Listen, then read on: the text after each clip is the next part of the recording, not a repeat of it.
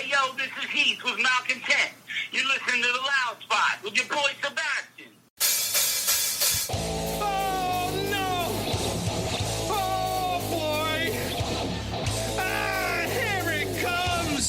The motherfucking Loud Spot! That's right, you're listening to the almighty Hot Zone! Doing the intro to the Loud Spot podcast! You're goddamn right! We're doing intros for podcasts now! And if you don't like it, you can suck the entire circumference of one... Wait, Tretzky with the squeals and the drops! P1E goes hard till it pops! Cannonball, don't trust a cop! Johnny Spotswood just don't know when to stop! Yeah! And if you don't like it, you better take your ass up to the snooty box, cause this is the Loud Spot! Okay, see you later. What's up, everybody? Welcome to the Loud Spot with Sebastian. I'm hanging out tonight with Mr. Aeric Bone from Nothing Short of Tragic, one of my favorite fucking bands ever in this fucking world. What's up, bro? Aeric Bone from Nothing Short of Tragic in this motherfucker. What's up? Wait a minute. Where'd you say I was? I thought this was the Joe Rogan podcast. What the fuck is this?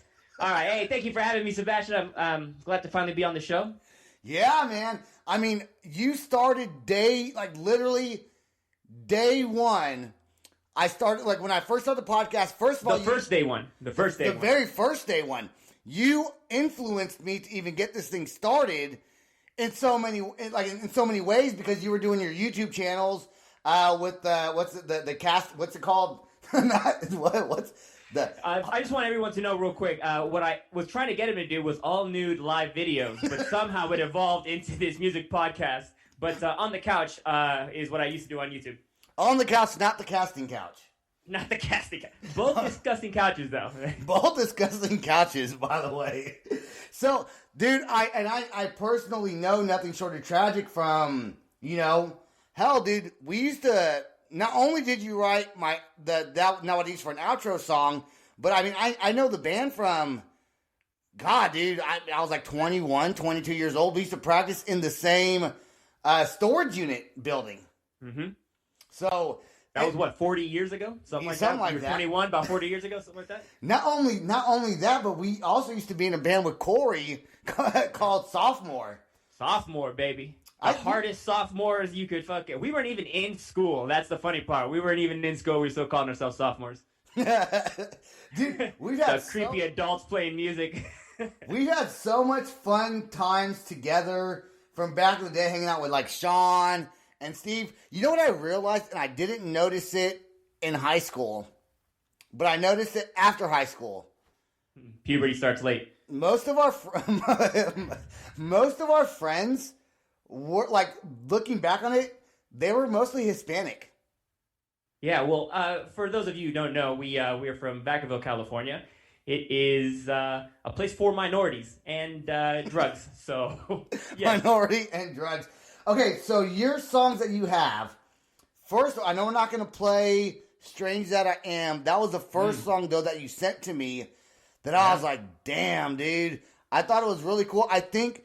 your style of Nothing Short of Tragic, what you guys have, is very different than any other kind of band that I've ever heard. And that's all because you started this whole thing and you had a mission and you were going to do what you wanted to do, and you've been doing it for a long time, and I think you guys sound really good. Like, every time you send me a song, I always listen to it. Because I'm actually really excited to hear what you have. Thank you. A lot of it has to do with when going back to you and I starting bands around the same time. When we were doing it, there was a really big movement towards hardcore. Like, hardcore was becoming a big thing, but I still wanted to stay in the punk genre. Right. And luckily, I was able to meet the Phantom Lunchbox, my bass player, and Danny the Boss Bostic as my drummer. And they each had their own specific influences, and they've always been creative collaborators, man. Like, they bring their own thing, the metal drums, jazzy bass. I mean, it just comes together good. But we know what we love, and we make sure that the fingerprints of all the things that we're passionate about are in our music. I would say this, and I know the answer to it because I remember staying the night at your house, at your mom's house, And Completely platonic. I want everyone to know. Somewhat platonic. Some frontal nudity, but that's neither here nor there. A little bit of sword fighting going on every now and again. But I remember being super stoned one time. I was at your mom's house, and I remember you had like Sloppy Meat Eaters poster. Mm-hmm. And so I want to ask you like what your influences are. I know what they are, but for people that don't know who you are, I want you to let them know what music influenced you. And I remember you and Dale going to like all the Alien Ant Farm concerts back at the Three Oaks Community Center. You guys like them more than the other bands. But what are your main influences as far as music goes that gets you to where you're at musically? That's a very good question. And the answer may surprise a lot of people. So the Rancid was the first punk band I heard that turned me towards punk. And what I found out after punk started moving towards pop punk, and like every band was singing about girlfriends and shit like that, I started listening to a lot of hip hop, and I found that the lyricism, the lyrical content of a lot of hip hop was in itself very, very punk.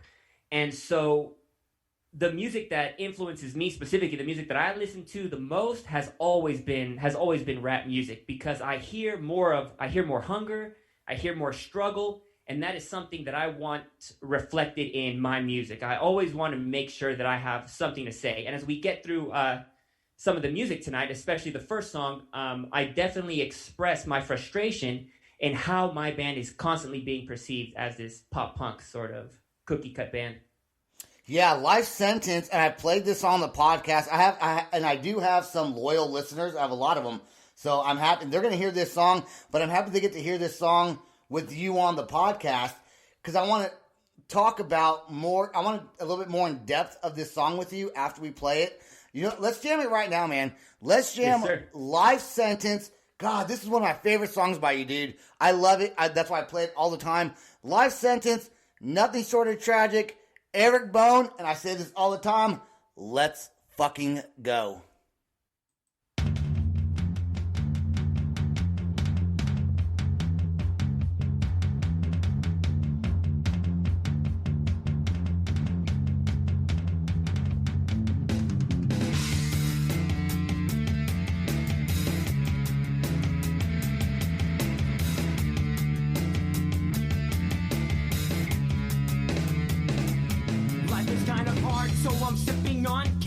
I'm trying to make a grip in a pinch like a wrestler. I'm trying to take the fast lane, live up to the band name, give it everything you've got until you have that cash made. This is what my engine needs, anything amphetamine. No vampire for miles, taking everything. This is now a winning streak, and I'm on a winning team. Try to catch the crooked ghost, you can't even see me. Go hard and tally up the walls, talking shit to the guards. Then laugh and confess, we use instruments and weapons. We murder these tracks, we're a killer band. And in punk rock prison we serve a life sentence.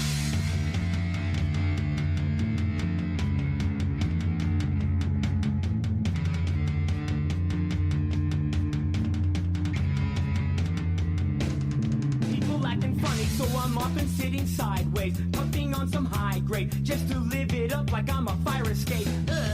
Villains by the millions, still I make a killing. People in the building are feeling this. Maybe it's the sound of things that I think haters on approach always keep on questioning. Who's the boss? Who's writing songs? Do you think you'll go far? We only go hard. They tally up the walls, talking shit to the guards. Then laugh and confess, we use instruments and weapons. We murder these tracks, we're a killer band. And in punk rock prison we serve a life sentence.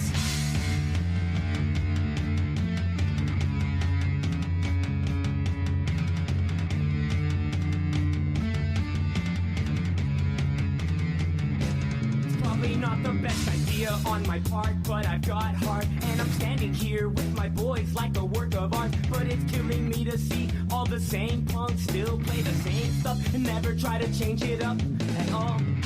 They turn around and label us like some pop-punk cookie-cut band. That isn't us. But every show, I can see them taking notes with the hope that they will grow one day to an obstacle. No! Telling up the walls, talking shit to the guards. Laugh and confess, we use instruments and weapons. We murder these tracks, we're a killer band. And in punk rock prison, we serve a life sentence.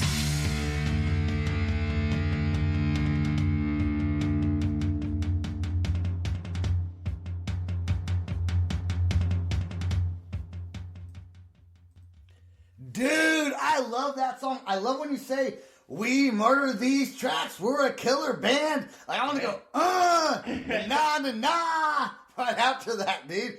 What? Yeah. So what does punk rock prison mean? You say in the punk rock prison, we serve a life sentence.